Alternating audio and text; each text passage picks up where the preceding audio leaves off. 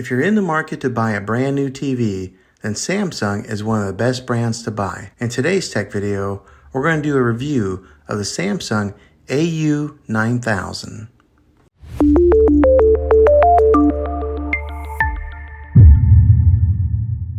Well, hey guys, Juan here. Thanks for stopping by my channel and checking out this video. This is a 65-inch TV that I just got and I've had for a little bit of time now, and I wanted to give my review on it after owning it and using it and putting it to quite a few hours of use with my kids and my family of watching TV, and to give my feedback and see if this is maybe a TV that you're interested in purchasing, and hopefully you can base that off of some of my opinions on being an honest, normal, average consumer of buying a television. Now, I don't work for Samsung. I'm not affiliated with them by any means. So what I'm telling you is all my honest opinion of owning this thing for a little bit of time now. So what I'll do is I'll talk about what I've learned from it, and then I'll talk about more of the in-depth specifics on this TV later on in the video. But as far as owning it for a few weeks now, it's been a great TV. The picture quality is awesome. I mean, like, really awesome. So I upgraded from a 4K UHD TV to this QLED 4K UHD. Also, it's just bigger. I had a 55-inch and I went bigger to 65. So I think a lot of times whenever we upgrade our televisions, we usually end up going bigger. But that's what I did, and I gotta tell you, the picture on this, beautiful. It's just awesome. The other day I was watching Endgame on it, and the clarity was so clear. It was almost like they were right there and I could reach in there and touch them. That's how the clarity is on this.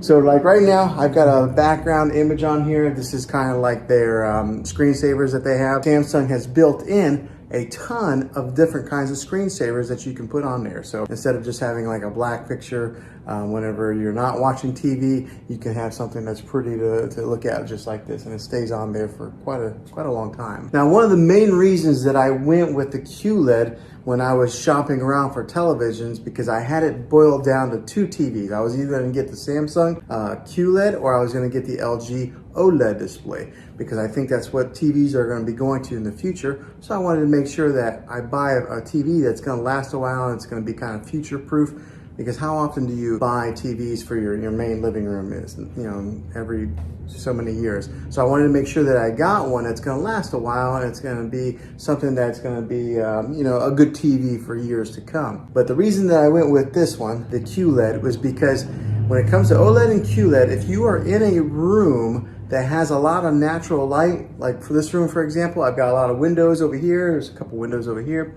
There's a glare that'll be on the TV. The Samsung QLED is better when it comes to glares on a TV than they are with OLED. So that was one of the big reasons that I went with this TV. Also, I am a fan of Samsung.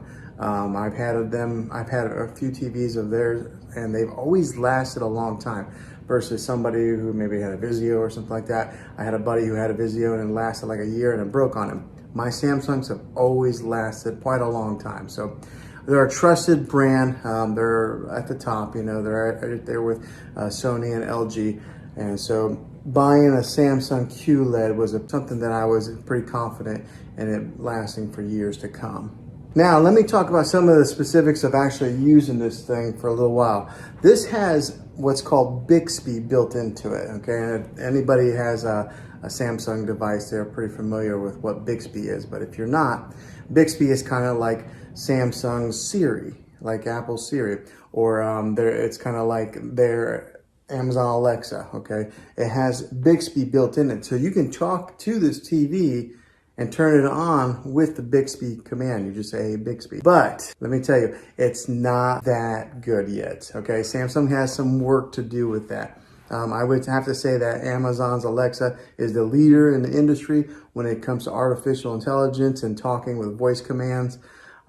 Siri works pretty good on my phone. Maybe not as good as Alexa, but these guys are last in line. I don't know, for some reason it doesn't understand my voice very well. I sometimes got to yell it. It does have that capability to have that voice command in your TV. So talk about living in the future. We're like in the Jetsons age, or Back to the Future too, if you're a fan of those movies like I am. Now, the other thing that I experienced that was kind of a con is that there was a time that I turned off the TV completely, and I was in the kitchen area and I was kind of cleaning, and then all of a sudden the TV just came back on. How creepy is that? But I'm sure it was because of that Bixby built in there that it turned it on. So it's almost like having poltergeist TV inside your house. So that was kind of weird. It's only done that twice to me. In the middle of the night, the TV came on one time. So in a good length of time that we've owned this TV, that's happened. So that's the con on it. But the pros outweigh the cons on this TV. It is such a great TV. The clarity, the picture on it is just amazing. So let's take a look at it a little bit. So the remote on this thing looks like this. Okay, so it's a pretty narrow remote.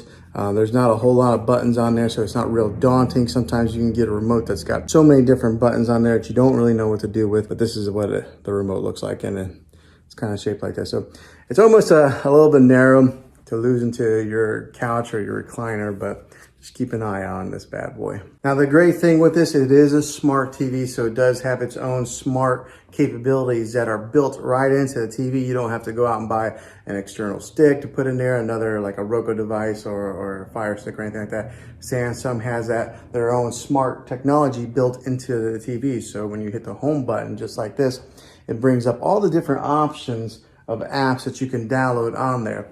And with this being one of the newest TVs out in the market, one of the best TVs out in the market, it's got every app that you can pretty much think of. So it's got even Apple TV, which sometimes it's not available on all TVs, but this has Apple TV. It's got your Disney Plus, your Hulu, your Netflix, which are built in. And then also on the remote, it's actually got Netflix right here. It's got Prime Video and Hulu as quick shortcuts that you can press, and it'll automatically launch those apps. And along with having all the different apps that you can download, it does have its own like TV platform. So we'll go right here, this little icon. So right there's Disney Plus, Spectrum.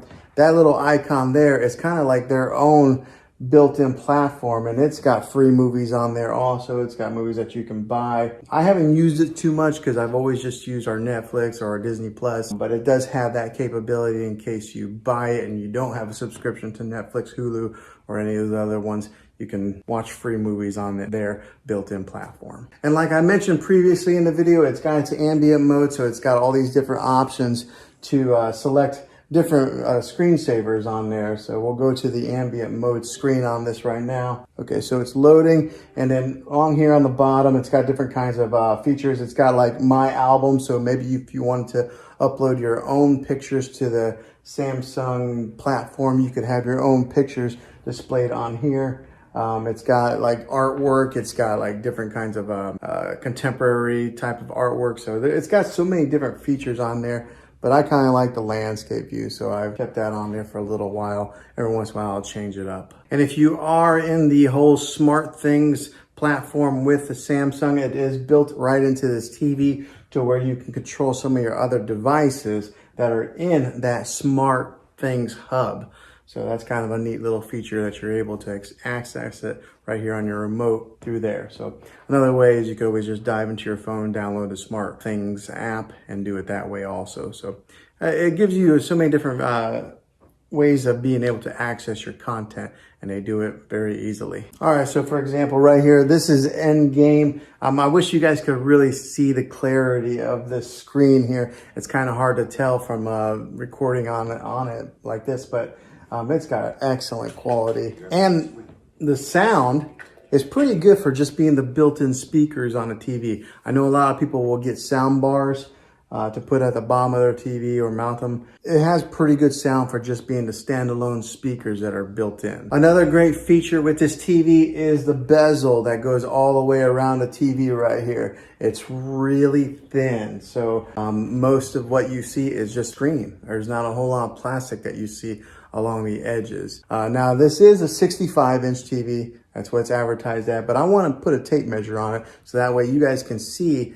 exactly what the exact measurement is of screen real estate that you get. So whenever they say the inches of a TV, you always measure from angle to angle like that. You don't measure across or down. So we're going to put a tape measure on this and see what it measures out to be. All right, so got a tape measure here. Let's measure it. Okay, so the actual measurement comes to be about 65 3/8. So that's they actually give you 3/8 of an inch extra. So that's pretty good. That's what that measures, the actual measurement of screen real estate on this TV. Now, so that's some of the specifics of being an honest user. Probably a lot of people who are gonna watch this video are not really ones that need to dive so much into the technical part of the television. They just wanna know some of the main user specifics. So that's what I've experienced so far. All right, so hopefully this helped you out in deciding if this was the TV for you. If it is, make sure you throw a thumbs up on this video if you enjoyed it, and go ahead and subscribe to my channel now. That way you can see all the tech videos that I'm making here in the next year to come. And I'd love to have you back in the next one as a subscriber. So thanks for watching this video, guys. And as always, be creative.